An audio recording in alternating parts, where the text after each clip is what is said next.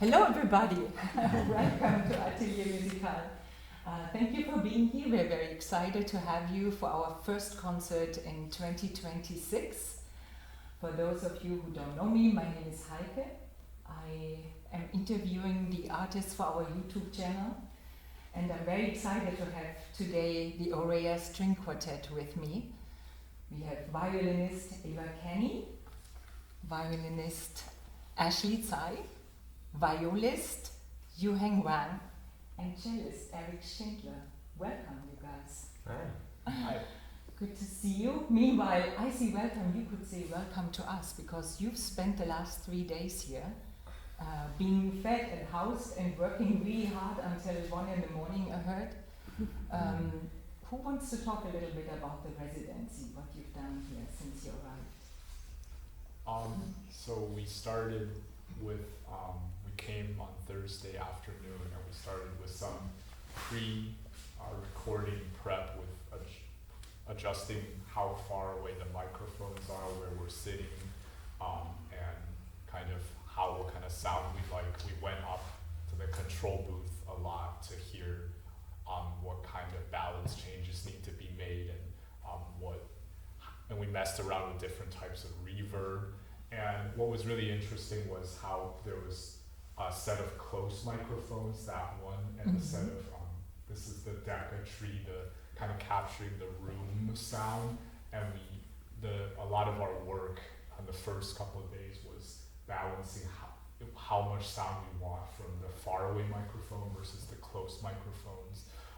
But besides that work, we also ran through our repertoire, recorded it, and also recorded a bunch of different sections within it that we can edit together to form our final recording.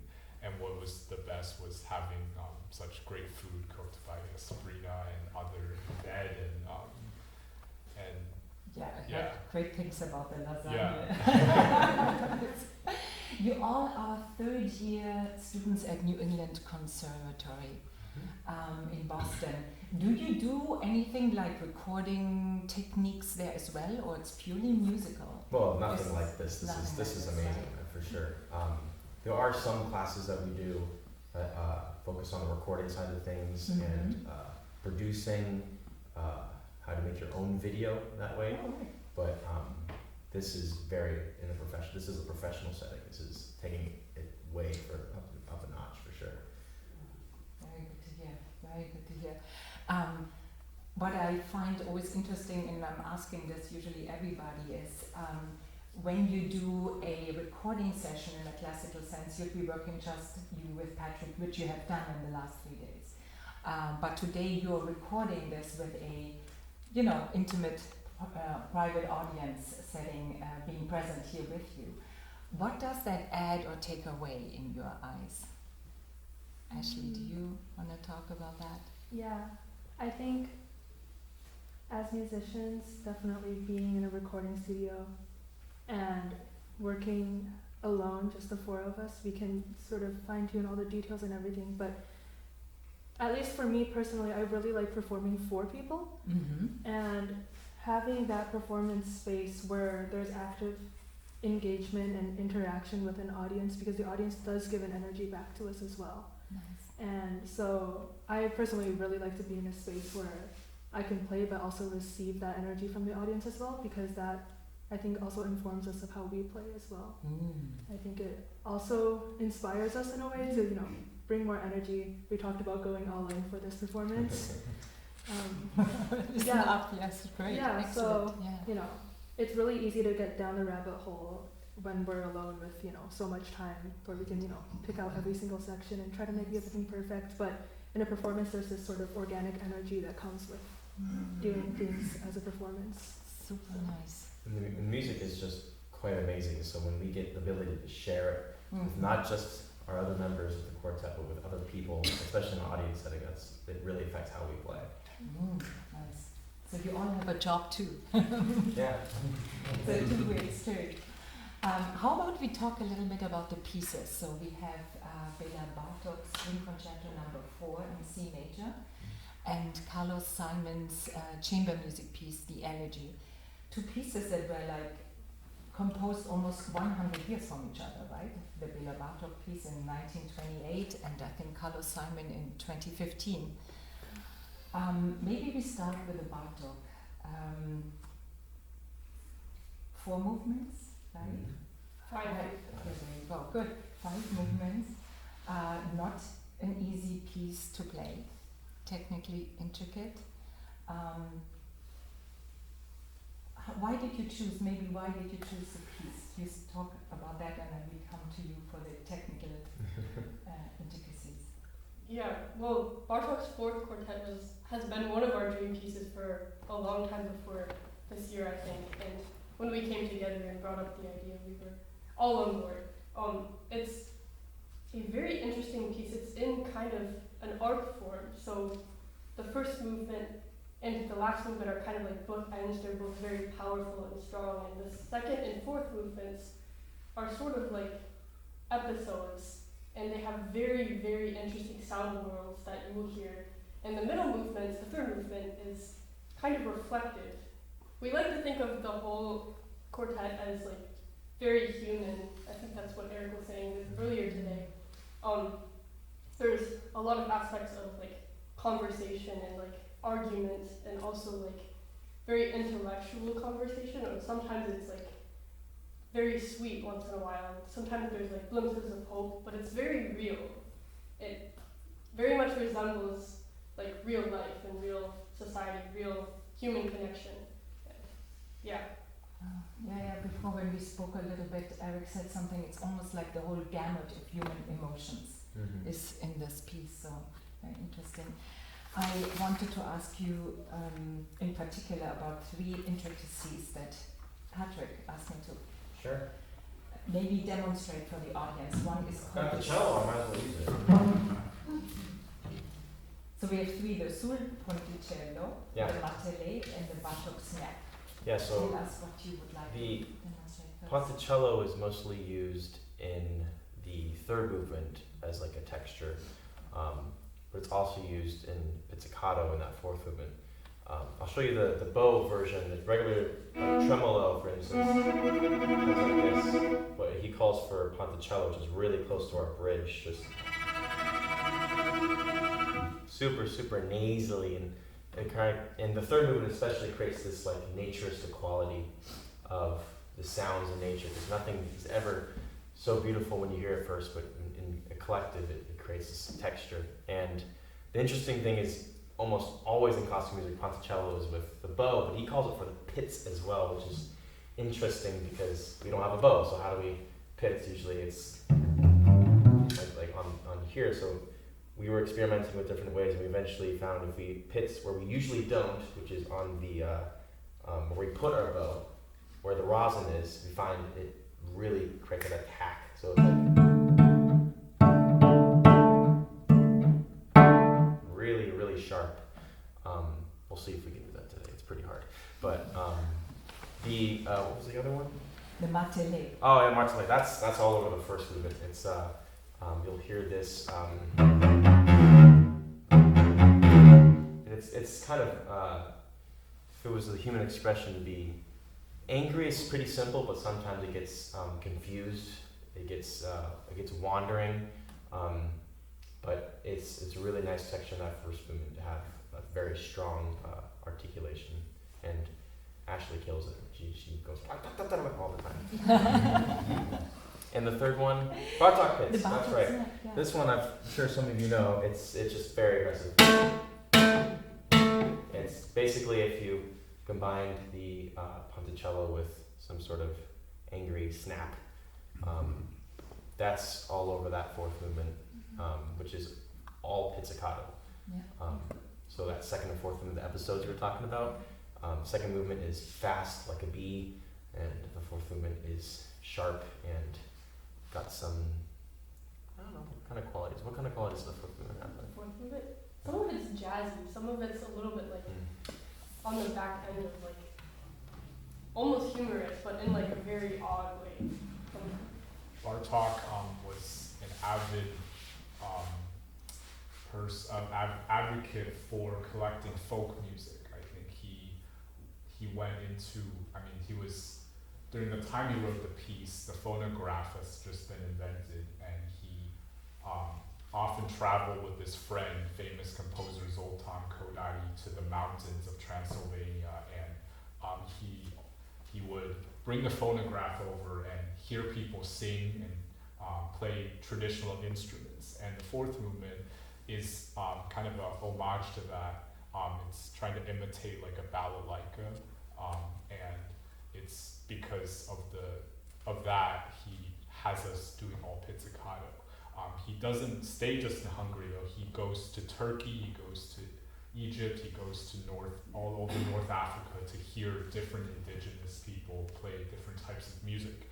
And he wanted to do that, one, because he felt that a strong nationalism towards, he felt like the need to express the music of tradition and different ethnic groups, but also to escape kind of the traditional Germanic compositional methods established by Beethoven or Mahler or Mozart.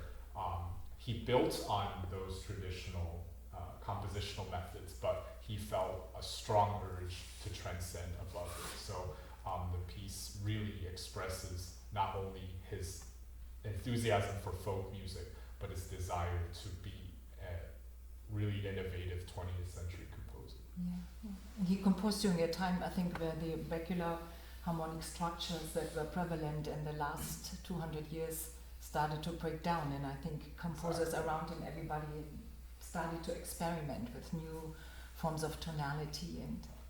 Yeah, for sure. Yeah. What about the Carlos Simon piece? Carlos Simon is only 40 years old, composer, I think also in Boston. Who selected that? And it was actually, we were searching for something that wasn't one of like the classics of like standard string quartet repertoire. Mm-hmm. And so it was also that we were preparing for a competition that required either like a BIPOC female or just underrepresented composer. Mm-hmm. And we thought that it would be really nice to bring someone who was, still living, and we also had an opportunity to potentially work with this person. Mm-hmm. And so, yeah, we chose the piece based on that, and we've been, playing it for everything, preparing it, trying to prepare it for everything. But yeah, that was how we came for the piece. It was a lot of trial and error, listening to different pieces, but that was the one we settled on. It was really, I think we really wanted to bring it here today, a recording of Patrick, is because I don't think there is a recording of it. Well, if there is, it's usually, a cell phone in a concert hall, but this is a little better than a cell phone. So we thought it would be really nice if Simon could have something that was yes. high quality like this. Very, very good. And the piece is sort of a tribute to, it was written in 2015. I think it was a response to the fatal shooting of a black man in Missouri. And after the police officer that shot this unarmed man was actually freed from all charges, Carlos Simon felt the need to express his rage about it with this piece. Mm-hmm. But instead of it being the piece being intense and ferocious, it's actually a very, very beautiful and singing and lyrical and uplifting piece with some elements of melancholy in it. Right. So we thought that was really beautiful to bring yes. to life here. How do you, the four of you, interact without a conductor? How does that work? Who wears the pants? Or I don't know. do you voice the ball? We all do, I think. Yeah. I think we're relatively equal in terms of, who talks in rehearsals and musical ideas and such. I think without a conductor, it's interesting because unlike an orchestra, we all need to lead at the same time. Mm-hmm. There's not a single person where we can watch and just follow, because if we just follow, then we're going to end up being slightly late. Mm-hmm. So we all need to breathe together and have that same breath, and it's only when we coordinate the same breath that we can feel the gestures together. And that's mainly what rehearsals are for. It's not actually to, try to get this together to follow one person, but instead, how do we have the exact same musical idea so that when we're playing it, we can feel it the same way? Because it's only when we have one cohesive thing that we can actually bring the music to life. So. And I think that the seed of how we actually play together comes from chamber music. I think in orchestra, they say all the time, even the conductor says it in the midst, it's like, you don't really need me. I'm here to direct, and I'm here to oversee the piece, but in reality, playing in orchestra is like playing in chamber music, because you have to play with each other in such a personal way. It's easier in this setting because we have the four of us, but it's also harder because now we only have one per part. So we've got one violist and we've got one violin per part. So it's the four of us together trying to work on this. Excellent. I envision you guys having a very rigorous rehearsal, practicing schedule, and an academic schedule. What do you guys do to balance that out? Is there do you even have spare time? And what do you do in it? Maybe Ava, you want to start? Yeah, well, time is always something that we're all finding a way to balance. And I think as a quartet, we try to spend a lot of our time, as Ashley said, trying to understand the music and understand the piece. And that's we usually spend a couple times a week we meet and go through that process. And individually we find, I don't know if you guys have things to add to that, but sometimes we pretty much equally, at least for me, it's pretty much equally bringing preparation to rehearsal and also balancing solo repertoire and orchestra that we're doing in school. So definitely a balance that we're all figuring out.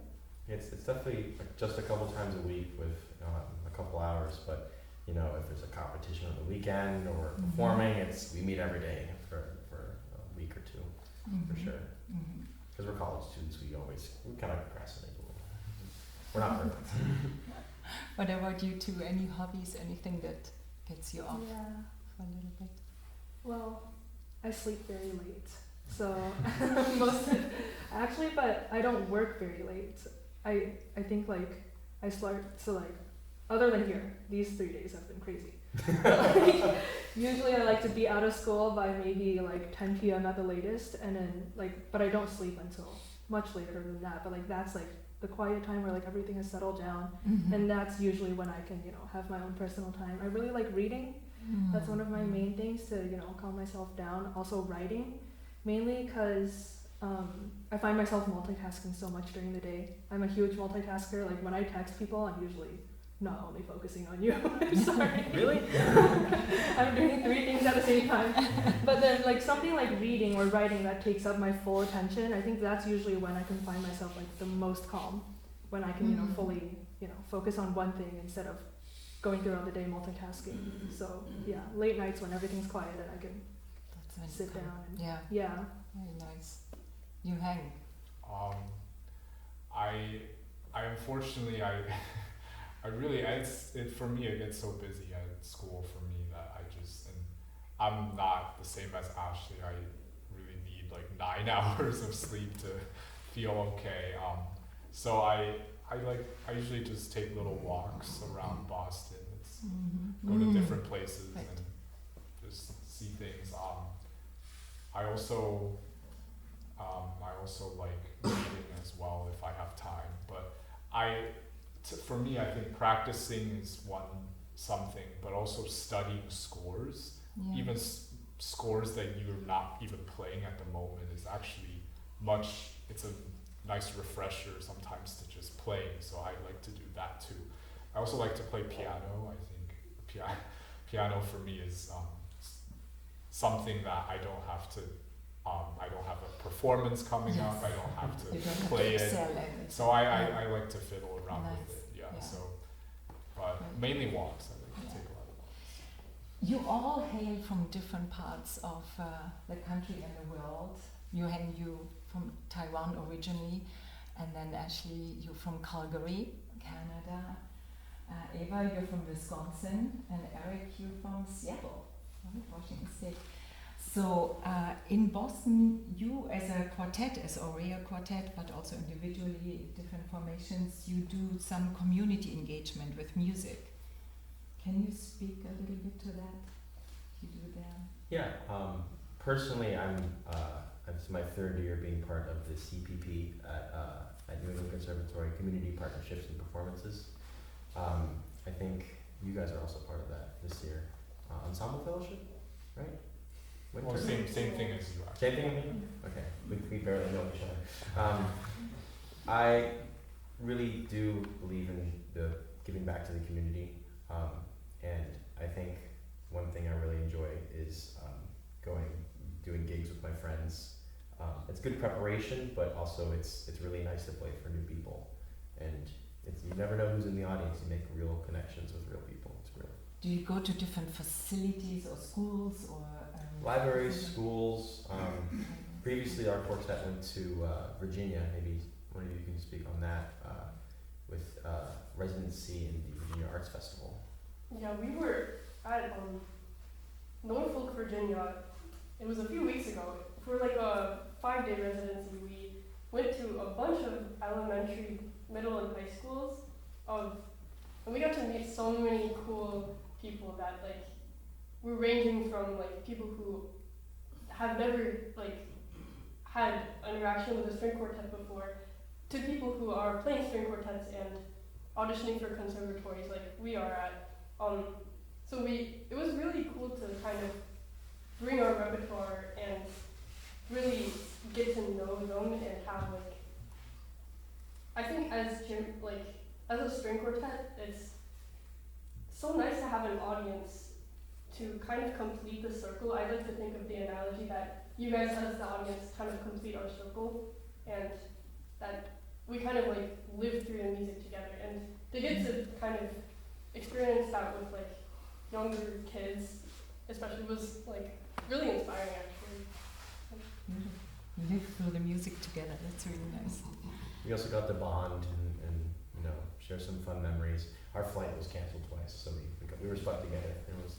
That's how you get to know each other, right? Yeah. The early mornings at 3 a.m., yes.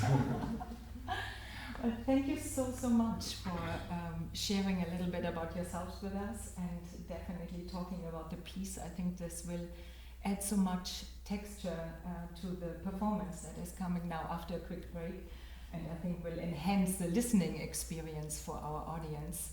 So thank you for that. Thank you to the audience in the room and the audience on our YouTube channel. I hope you enjoyed this segment and that you will stay tuned for the concert in a couple of minutes. Thanks for tuning in. And again, if you have any questions or would like to contact us, you can find us at ateliermusical.art. Thank you.